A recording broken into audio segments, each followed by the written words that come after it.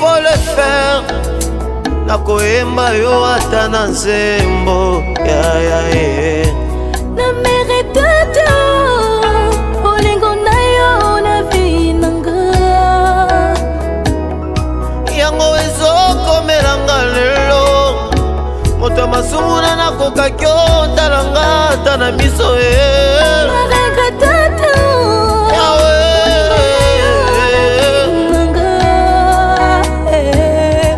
liboso ya makambo Yesu olakisanga olingo na yo liboso ya ba problème Jésus olakisanga olingo na yo kilonyonga masumo memelanga nanakokaki ozimango Yesu alola ozela tenga na bunga nzela